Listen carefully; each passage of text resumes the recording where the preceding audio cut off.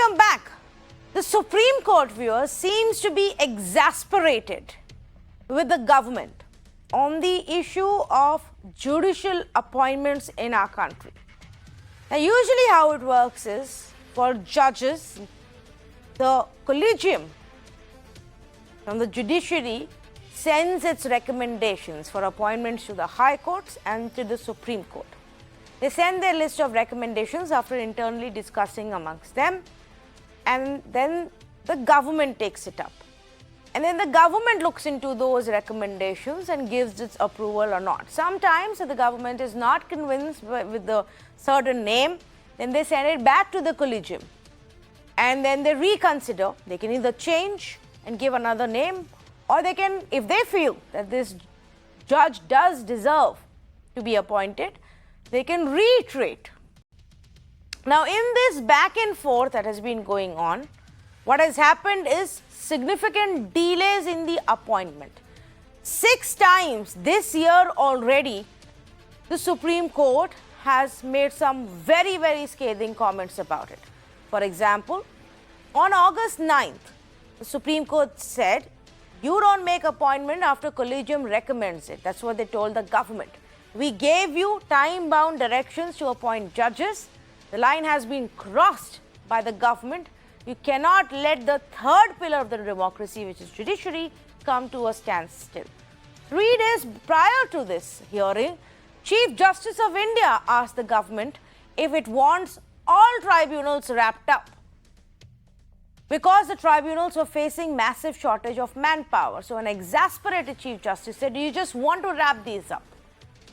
Few months before that, in April, Supreme Court said High Courts are in a crisis situation. Many High Courts have under 50% of sanction strength. Under 50% of sanction strength.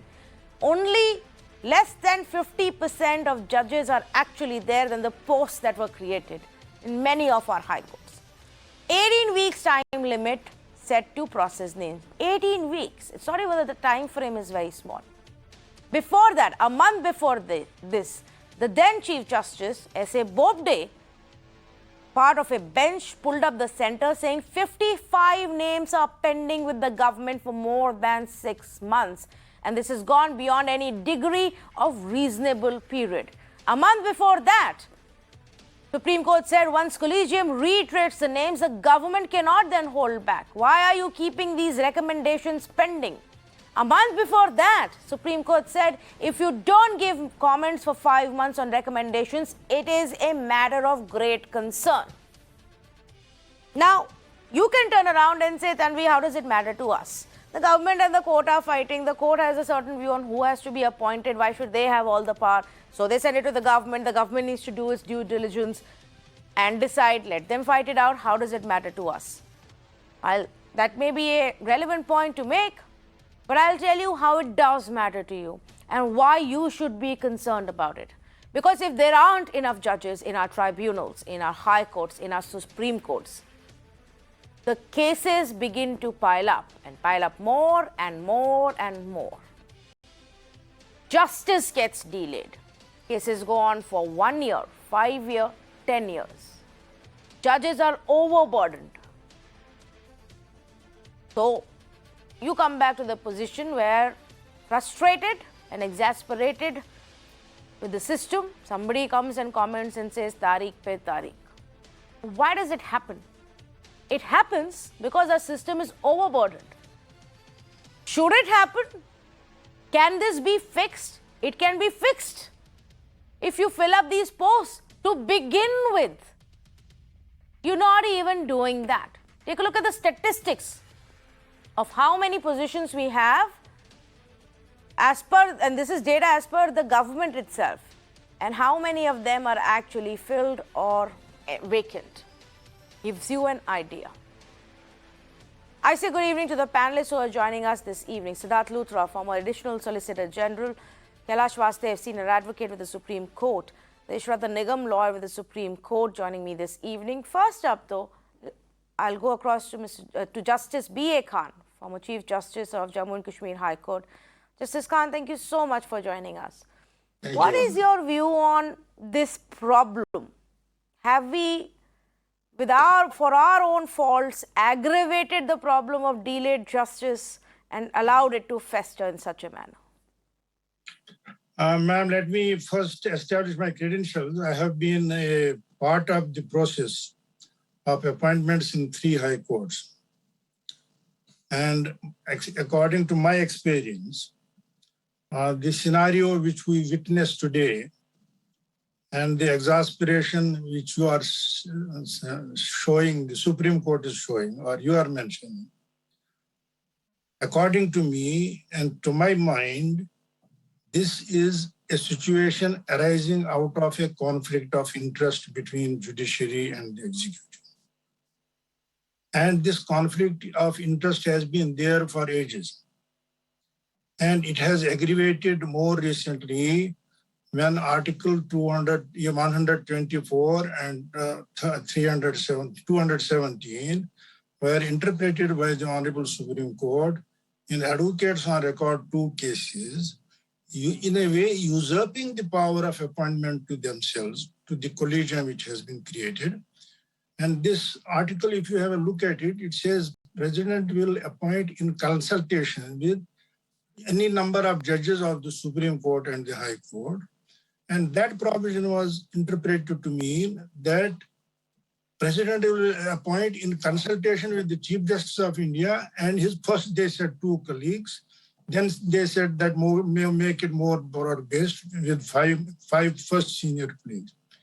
Now, what happens is that the delay is firstly on the part of the judiciary, may I tell you, because there is no consensus in a high court collegium first. Let us talk about the high court judges first. They take months on, and they have likes and dislikes, and they have their own interests. They want to push up their own people. And it happens everywhere. And assume that situation is come over and a consensus is reached at the High Court, then it goes to the governor. That means the state government. The state government has his own interest in it. The chief minister and the governor has his own pie in the finger in the pie. They also want to approve if the man is pliable, if he is their man. If he is not their man, then they will hold it up. Ultimately, even if it goes through, it goes to the central government. Now, central government takes its own time by ordering investigating agencies to do this and to do that. And most of the time, investigating agencies reports have proved wrong. They have branded a teetotaler as a liquor addict. Now, leaving that apart, now that investigation takes months and months and months and months. Now, after that thing is over, then the matter goes to the Supreme Court collegium. Then Supreme Court collegium has again its own conflicts. The 5 judges or the 3 judges, if they are the collegium, they don't see eye to eye with each other. And they have their own likes and dislikes. And the collegium functioning has so much disappointed us that we have been raising our voice for the appointment of an impartial and independent judicial appointments commission. Now, if you say, if the Honorable Supreme Court says exasperated with the executive's delay, they must look into their own delays first. Now, coming to the executive delay, may I tell you that the situation has aggravated, I was telling you, after the judgment of the Honorable Supreme Court, striking down the Judicial Appointments Commission. See, both sides have a tendency that we must be the scoring first, or upmanship. Now they say if we could not, I remember late Mr. Jaitley saying, okay, let them strike down, we have our own ways to deal with it. Yes. Now, what are those ways? Those ways are these ways. Yes. Sit on the recommendation of the Supreme Court. Delay it. Don't clear it. The letter it gets frustrated. We have cases where recommendations of the Supreme Court are pending for more than 2 years, 3 years. And lately, Mr.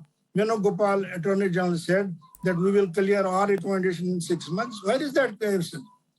Now, all this happens, one would believe that this exasperation, if it was in good old times, would be taken seriously, and the executive of the day would mend its ways, but that is not so. We see an institutional erosion. no executive is respecting the Supreme Court work today. Yep. I remember a time when an observation was made by the then Chief Justice of India, Justice Anand, against Mr. Ram Jethmalani. And can you believe that he was summoned from a tour from Pune and was made to resign?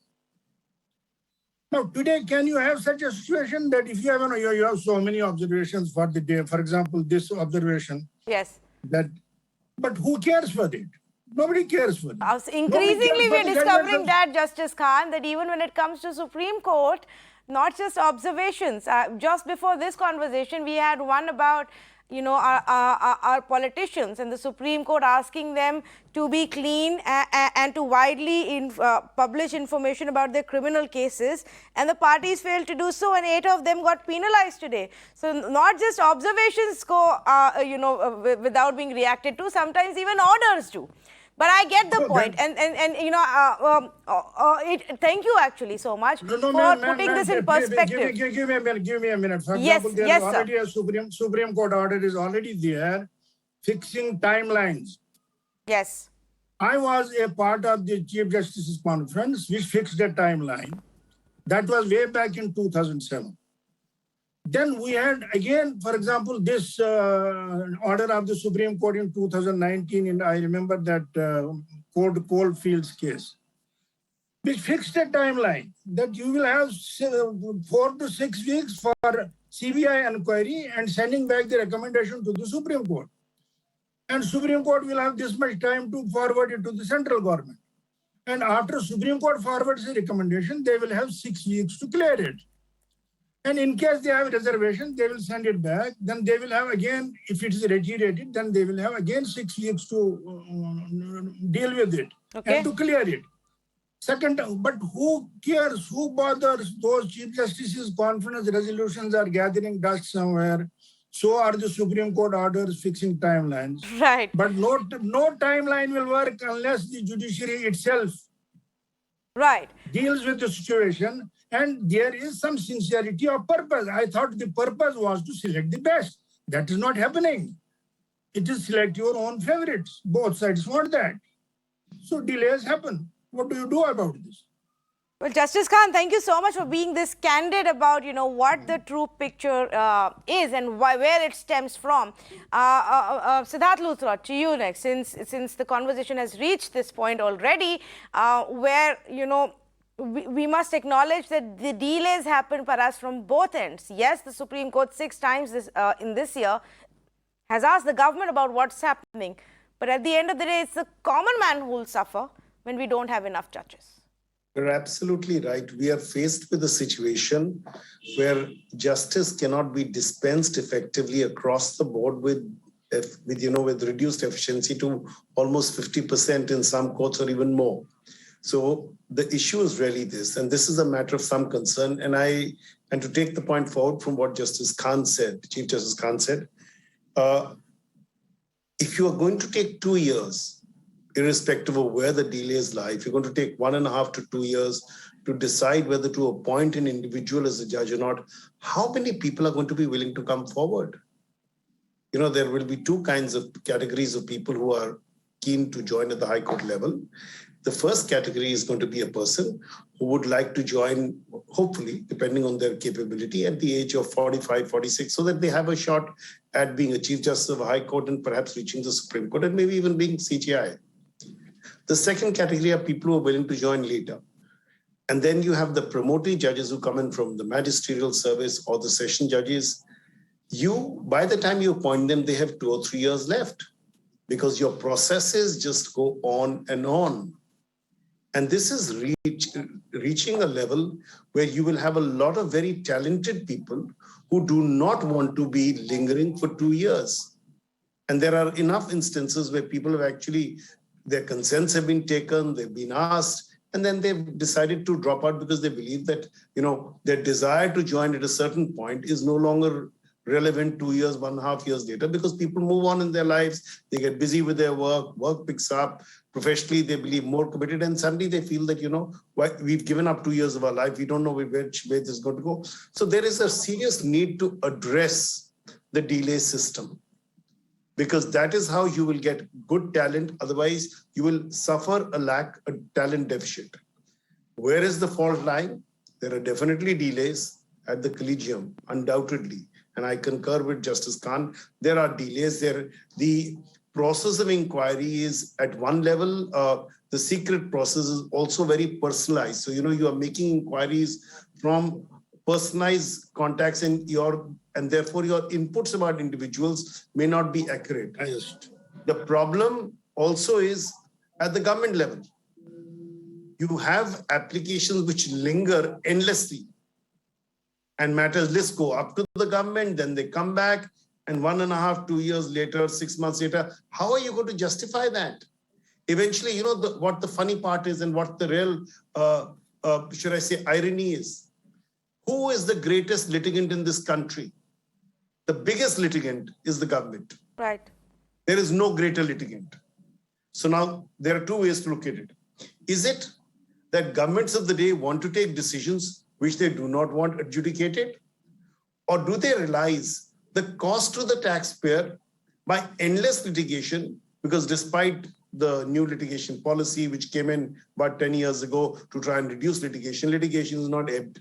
It is not ebbed, it's just gone on. So you have government litigating from, the smallest thing, from a disability pension to a large constitutional issue. And while these matters are not determined, there is a great, especially at the Supreme Court level, because of paucity of judges, there is a great spiraling effect, because when a matter is pending in the Supreme Court, the high courts also have to wait till an adjudication happens from the Supreme Court. As a result, you are causing consequent delays from the top till the bottom. Right, absolutely. And these have to be calculated, not just in terms of an individual case, but the loss to the nation, the loss to the citizen, and the loss to access to justice. Right. So these are three parameters. And I think it's time, whether it's government and the collegium, they really have to sit together and find a common ground, because we cannot continue with a situation where our justice delivery system is getting handicapped.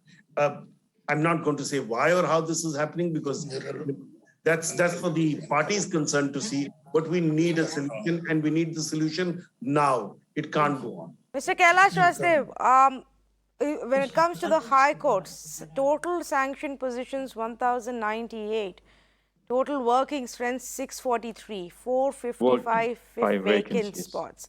Telangana High Court has 69% vacancy. Patna High Court has 64% vacancy. 64% vacancy in the Patna High Court. Do you think, taking up again from the point that Justice Khan made, that maybe we need to go back and look at another alternative as to how these appointments are done? The big disagreement that took place on the National Judicial Appointment Commission and the Supreme Court verdict in 2015, do we look at that as an option again, or something else, if that has become a sore point between the two sides? Good evening. We are entering into the thicket of a democracy where we are destroying each other. It's a terrible destruction in a system of the judicial principles and the judiciary on one side.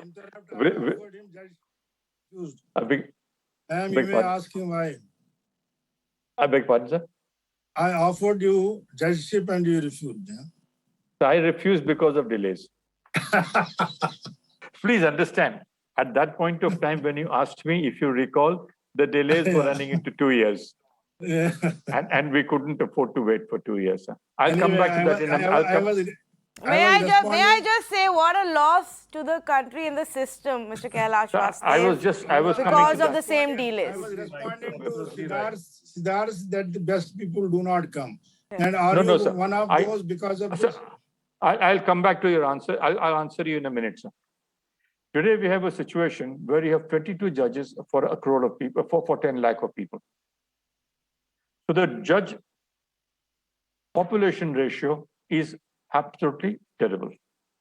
Now you have vacancy positions where the judiciary is functioning on a 50% capacity. Let us look at it differently. Each judge has a term which everybody knows is going to retire on date X. If you know the date of appointment, I do not know why the collegium holds its hands back. You should nominate the persons before the date of retirement. The consequence of the whole situation is because of delays in the collegium, for whatever reasons it is, good, bad, indifferent, leads to a situation of a conflict. The government is not willing to appoint people easily nominated by the collegium because they have their own interests.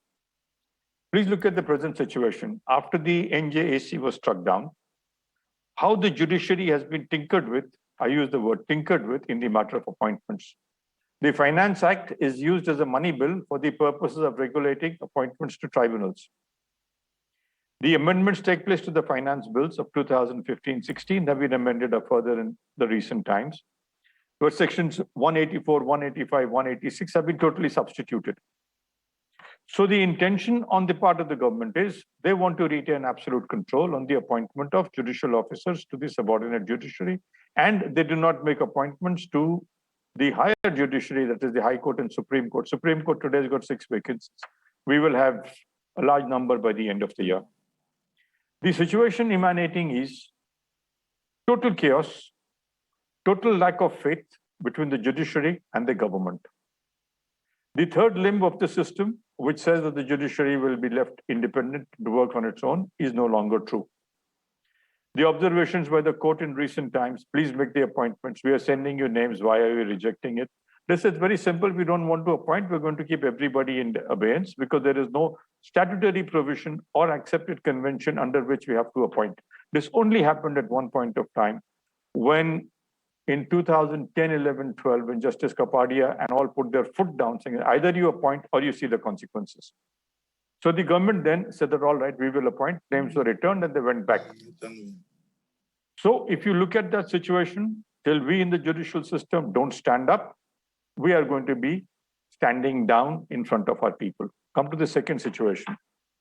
Your judge population ratio has to change. To bring about that change, nobody is willing because the litigation is 70% against government and there are a lot of sensitive matters pending. Let's look at it this way. Khan Sahib, you have been a Chief Justice. You've seen the CBI proceeding in political matters. They don't proceed. Those cases stay pending for years together, decades. Mr. Luthra is here, he is here. Mr. Nigam is here. They're also aware as to how much time prosecutions take. So therefore, what we need today is a radical overhaul of the system. Let the judges put their heads together, prevail upon the government, and let the government realize that without the judiciary, this country is not going to make any progress as far as independence is concerned. We have sacrificed independence. We have sacrificed our rights to the people. And the people are now realizing that this is all becoming a situation where the faith has ebbed away. It's a system which needs to be reconsidered, reconstructed, and redeveloped. They did this in England in 2006. The Royal Commission came. The House of Lords was abolished. Today, vacancies in England are filled the day they fall vacant. There is no delay in filling them because there's a permanent commission which assists the judiciary in doing it. The president of the Supreme Court, the erstwhile Lord of House of Lords, is there with information as to who's to be appointed when a vacancy falls. Why can't we have it here? What stops us accepting bickering between the systems? That has to stop. That has to stop and come up with a system that works for everybody and, gets the wheels of justice rolling. Mr. Deshratan Nigam, can the collegium, the senior-most judges of the Supreme Court of this country, actually come up with a system and prevail upon the government? Tanvi, let me be very, very candid out here. Mr. Kailash Vasudev not being appointed is certainly a loss to judiciary. And I hope the government is very clear in mind so far as Siddharth Luthra is concerned for Supreme Court. And I'm very clear on those issues. And I know these two gentlemen personally, and I've appeared before Justice Khan a number of times and have been on debates with him on various news channels. And he was quite candid. And let me tell you, I have not come across anything in the English language where consultation can become concurrence. I have researched a lot, and it has never been all over the world. All over the world, the democracies, the elected representatives are responsible and accountable to people. They appoint judges and they are accountable to people. If they make a bad choice, they can be punished by the people in the next election. Now here, if you look at the 1981 first judge's case, then 1993 second judge's case, and 1998 third judge's case, it started from 1981. The primacy of CGI's opinion was given for recommendation, whereas earlier it was consultation only, mere consultation. Then the next second judge's case made consultation as concurrence. I mean, abrogating all the powers which the Constitution gave to the elected representatives, and the elected representatives and the elected government merely became a post office. That was never the intention of the makers of this Constitution. This is the biggest mistake that has been done by the judiciary, and this collegium system has to go lock, stock, and barrel. I'm very clear on it. And the entire delay, the collegium system is so opaque, it's completely non-transparent. There is so much of a scope of nepotism out there, and so much of controversies in appointment of judges. Prior to 1981, if you leave aside the emergency period, the appointments were going on very, very smooth. So this system where the judges should not appoint themselves. It has to be in the domain of people who are accountable to people. President of the United States appoint, it goes to the Senate approval for Senate committee. And then after that approval, it does. And then even if they don't agree, then the final lies with the veto power of the president of the United States. So people who are accountable to the people of this country, that is what the will of democracy is, and they must appoint. And since they are accountable to people, and therefore this system has created a lot of problems. And as I said, I don't want to name judges out here. And today, if you read the judgments, and everybody on this panel would agree, the quality of judgments that are coming out, so much so and so said this, so and so said this. In our considered opinion, this is the judgment. Complete lack of analysis and logic in the judgment. I'm telling you, I fail to see logic in judgments except very few judges. And you can see the quality of judges from their judgment. And I'm very, very clear that some system where the parliament takes control, the people of this country take control of the appointment of judges, then only the system will be corrected. All the delays would go. Okay. Would go. And if there are delays, at least we can catch those, elected representatives in the next election. Here you are wrong. And therefore, we are not going to vote for you. Well, of the people to a great extent, Mr. Nigam, I do agree with what you're saying. Conceptually, I'm not too sure if this US system is something that we need to look towards at all. While they're very open about their views and political leanings, but that's how even the appointments go. And I don't think for a democracy that works well either. Mr. Luthra, I know you want to make a point, but let me just quickly bring in Vikas Singh also, with us. Mr. Vikas Singh, what started off as a conversation basis what the Supreme Court has said, and we've actually brought up 6 instances where the Supreme Court questioned the government as to why they were not clearing the appointments and adding to the problem of, vacancy in the judiciary. This conversation has very quickly turned on its head and become a conversation about why maybe we need to relook at the collegium system, the way it's happening, and a part of the responsibility also lies with the judiciary, not just the government. Well, according to me, 80% of the problem today is with the judiciary as far as filling up vacancies is concerned. Although I agree that the collegium system is the right system in our country, but the way the collegium has functioned or the way the system has functioned, it is really, really something which is not acceptable at all. I mean, it's very opaque. I was president of the Supreme Court bar in 18 and I'm president of the bar again. And to get Supreme Court lawyers to be considered by a collegium is a challenge for me. They are not ready to consider our names. I'm not saying that to appoint them, to appoint the best, but to at least consider my name. And when I take it up with the Chief Justice of India, the approach is that let it be done in a hushed manner. I don't want to, ruffle too many feathers. So this can't be, something which should come as a matter of right is being, I have to really plead for that and really beg for that for our lawyers to consider as judges of the Supreme Court. Now, I'll tell you one thing, Tanvi. When the constitutional amendment was done, it was struck down by the Supreme Court, and now we are back to square one of the collegium system continuing. But there is a midway, and I had suggested that to Mr. Ravi Shankar Prasad. I have suggested that to Mr. Kiran Rijiju also, that there can be a bill to regulate the collegium system. Why doesn't the Parliament do that?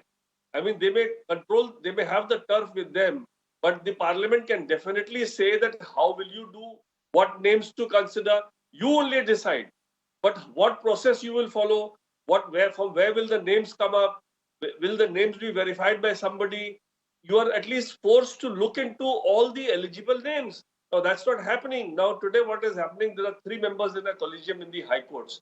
Now the 3 members literally distribute amongst themselves. One gets his juniors or his relative, the other gets his junior or his relative, or people known to him, or people who've been running after them, or people who come to their homes, and that way these lists are distributed amongst them. There is no way by which a good practicing lawyer, and I'll tell you, Tanvi, something very, very important. A good lawyer, today's system, the kind of salary that a judge gets, is not interested in becoming a judge. It is our responsibility as a system to request him to become a judge. So that if that happens, you will get the right people becoming judges in this country. Now today, a good lawyer has a good practice. Why should he become a judge? So you have to actually cajole him. You have to request him. You have to say that, please give up your practice. You have to give back to the system. If you make that effort, you will get good people. But nobody is interested in doing that. And that is why I have a huge issue with the collegium system, the way it's functioning. And I really, really feel that something very drastic needs to be done. Otherwise, as Mr. Deshritham Nigam very rightly pointed out, the quality of judgments are going down, the quality of judges is going down. And this way, the judiciary, which is going to be in our system, where we are claiming to get towards being a leader in the world. If our judicial system is not having the best talent and the best people, what faith will a foreign investor have in our country?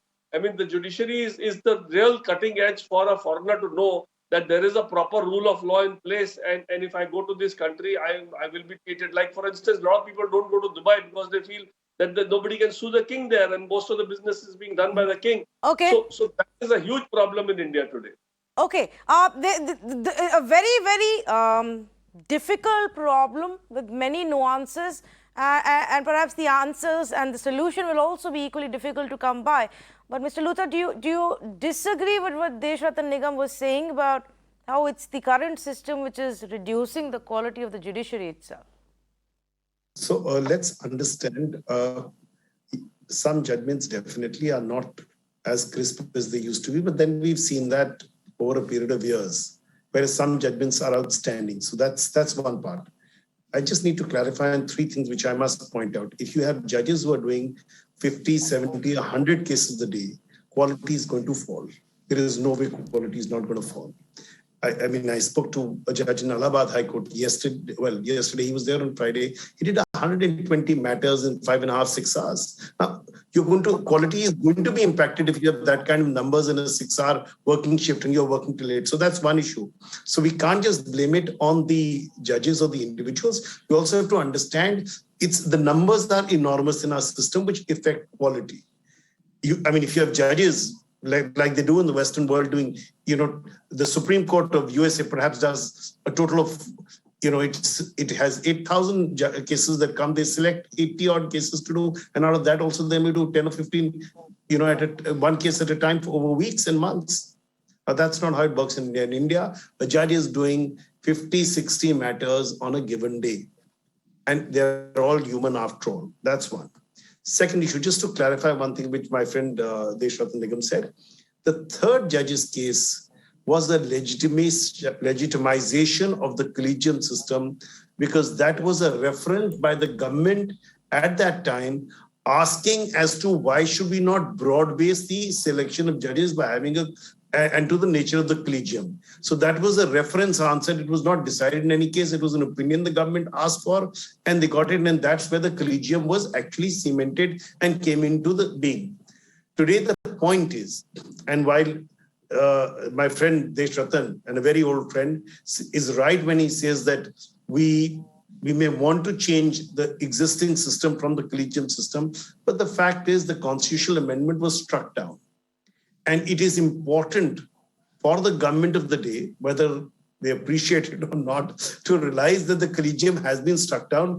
And therefore, as Vikas Singh said, to work out a system, or Justice Khan said, to work out a system which is operational. I'll just clarify one thing. When the 5 judges struck down the collegium, the MOP came up into being.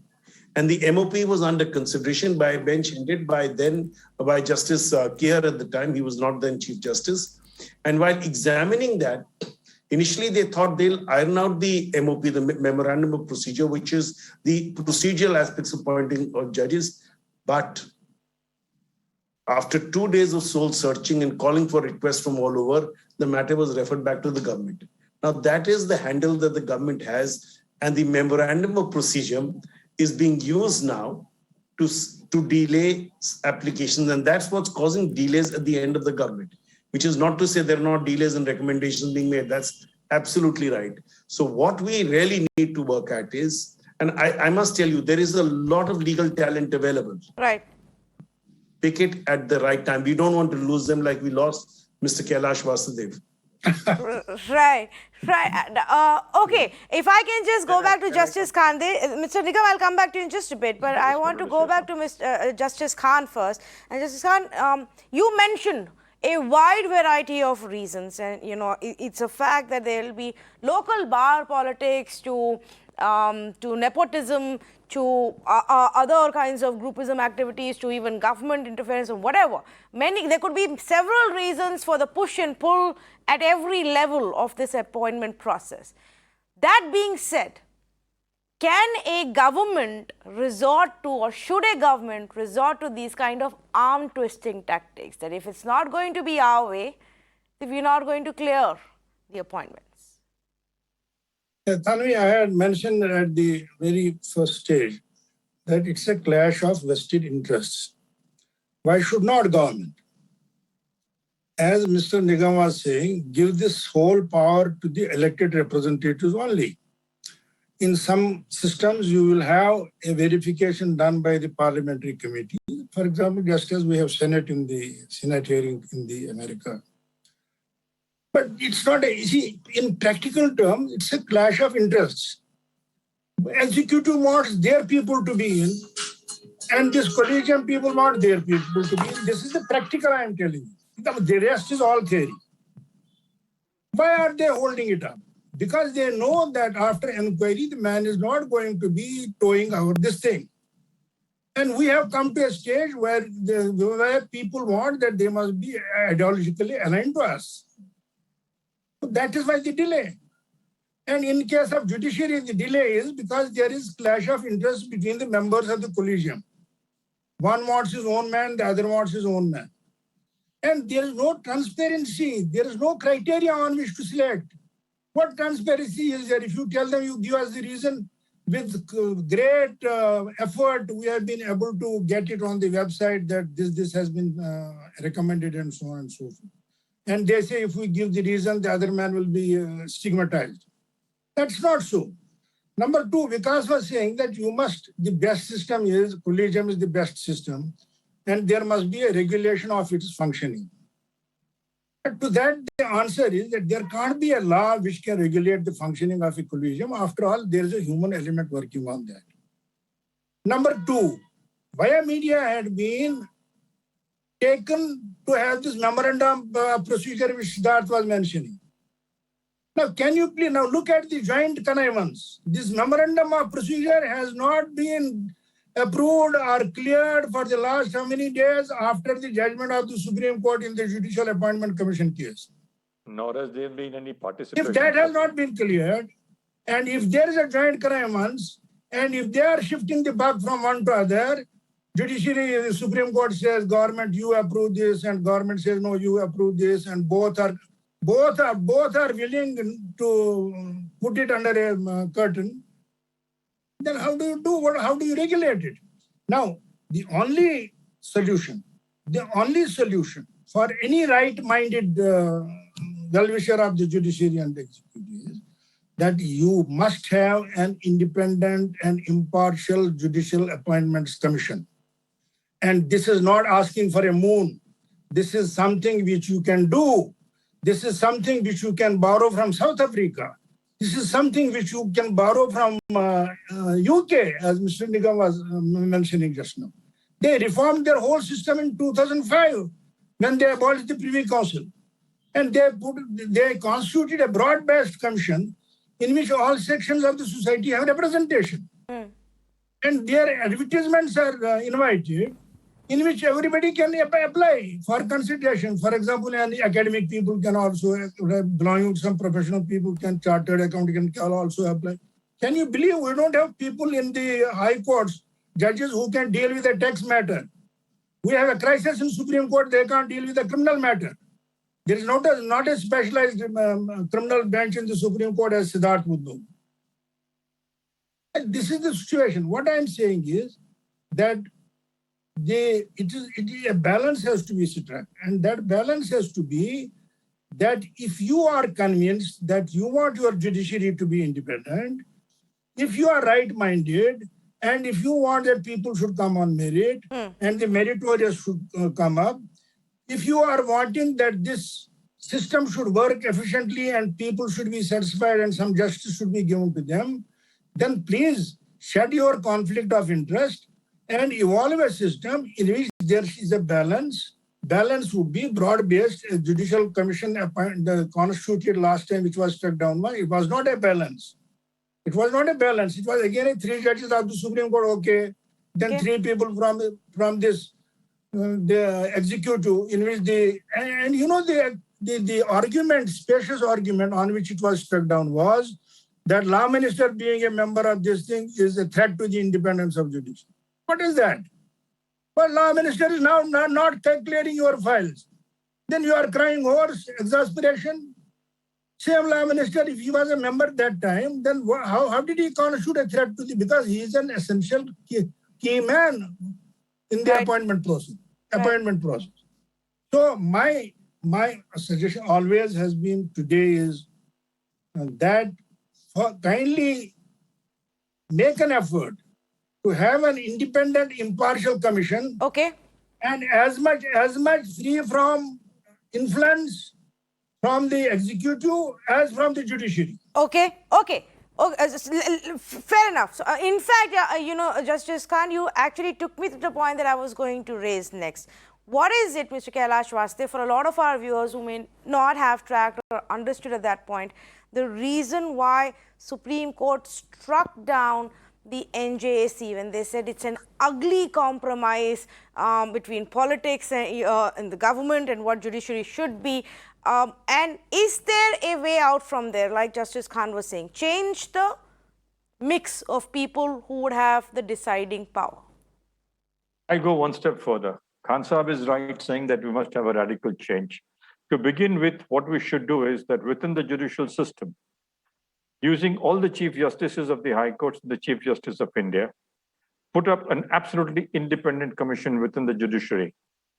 Let them investigate, let them get names, let them recommend, so they have a pool of officers, a pool of lawyers available for the purposes of appointment as judges. If you have a permanent internal commission where you have been able to get names and garner people who are willing and offered their services to become judges, I think that will work even better, because within the judiciary, you will be able to ascertain people and you must involve members of the bar in making these recommendations. We at the bar know more about our colleagues and a little more about the judges at times than anybody else knows. We often say, if a matter goes before Judge X, we're going to get into trouble. If it goes before Y, he is a more liberal man. On the criminal jurisdiction, Khan Saab is there. He knows more about what's to happen in his court than we do. So you see, the independence of the judiciary will come by the judiciary acting in the larger interest of everybody. Please understand, we are in a democracy. We are not functioning in the democracy as a democracy for the leaders, for the government, by the people. We are working in the judiciary as a stalwart which looks after and prevents an abuse of authority. That is the function essentially of the judiciary. Most importantly, the government must realize that 70% of the litigation in the courts is attributed to it. You have the recent press, today's press, no retrospective amendment to tax laws. They have now realized how the economy suffers when you make these kind of laws, which are draconian in their effect. These were tried by the earlier governments, it was struck down. But today, if the parliament is realizing that it needs to rectify its position, then let parliament realize that norms should be laid down where proceedings in court can be controlled by the government, that is appellate proceedings. We have land acquisitions. We have so many matters where government comes in frivolous cases. And interestingly, it is in these frivolous cases that we spend more time in the drivel than in laying down the law. Till you don't change an attitude by the government towards litigation, change the litigation policy, make sure that the courts are available to the average man on the street for his daily needs, you will not have a system which can work. And with the present strength of judges, 22 to 10 lakhs, this system is not going to work. Do what you want. Third, in the selection of judges, and here, Khan Sahib, I have a bone to pick. We have judges and families which are there for 3 generations wanting to appoint the 4th. Why? That Judiciary. I have already highlighted in my pieces which I have written. That's right. Justice. So therefore, if you're going to appoint judges as a hierarchy within the family, the attitude is very simple. You are not looking at the system, you're looking at the family. You're a politician looking at the family. You are a person looking at your own positions without wanting to give up the beautiful farmhouses in which you stay in Lutyens, Delhi. 3 acres, paradise with all facilities for generations together. I don't know, Mr. Nigam might have a different view on this. Mr. Nigam, in fact, Mr. Nigam, even the bench that gave that verdict striking down NJAC, one of those judges himself, Justice Kurian Joseph, now says he regrets. He was quoted, and this was widely reported at that time, that he regrets having that view and giving that decision.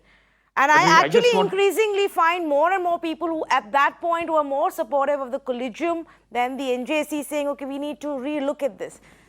Whose onus will it be to restart the conversation? Should it not be the government? Please give me 30 seconds. Yes, 30 seconds, Mr. Nigam, before you go. 30 seconds. You see, I didn't want to take names about judges resiling from their positions in judgments. It has now become fashionable. We had 4 judges who came forward to criticize the system. Yes. They said nothing effectively. At the end of the day, they all said they made mistakes in having a press conference. Pray, may I ask you, why did you do it? Right. If you didn't have anything to offer, any alternate to work out, then why did you denigrate the system in the manner in which you did? If you had something positive to offer, if you had the guts to resign, I could understand. But staying there, continuing, and then repenting, and then joining the Rajya Sabha is something which is in very bad taste. That is not the judiciary. Okay, so yes, final comments from Mr. Nigam. Tanvi, I think everybody had secondly, put their viewpoint. And, there is a theory of checks and balances in democracy and accountability. And that requires the control of the entire process with the elected representatives. And judiciary is neither supreme nor above the law. That's the prime tenet. And to think that judiciary is supreme and they can appoint themselves, they can strike down any laws that they want, I certainly don't agree out there. NJAC was a good beginning, kind of a balancing step. However, there were some mistakes done by the then Attorney General. I'm very clear about it when the suggestions were made in court. And they could have been considered and they could have gone back to the government and taken some kind of instruction. But it got stuck up in court and ultimately it was struck down. And we do require a system, a thorough overhaul of the system so that the elected representatives, and I'm reiterating again, are not merely post offices. They are not, people don't elect them to be, passing name from here to the president. That's not the intention of the constitution makers. That is why clearly the word consultation was used so that the elected representatives remain answerable to the people. And that situation has been changed. And that should never happen in a democracy. Well, Mr. Luthra, I know you want to make a point, but my apologies have already gone over. And I think my PCR team is going to then penalize me if I stretch this any bit longer. I have one more conversation, but I do promise you it's been an enlightening conversation. Maybe more of these conversations can take place, because I do agree with all of you on one aspect, that we definitely need to look at the current system to find a solution. My view is simpler than the experts and the top legal minds who are with me on this conversation, is just this. We cannot have a situation where over 40% of your existing pending cases have been going on for over 5 years. 40% and more of our cases today have actually gone on for over 5 years. In fact, 16% of the cases, 16.87% of the cases have gone on for 10 to 20 years in our country. One of the panelists was just telling you about how one single judge was presiding over 100 cases in a matter of few hours. What is the quality we are going to expect from them? And if it takes us 5 years, 10 years to give a verdict, what is the justice that people are waiting for?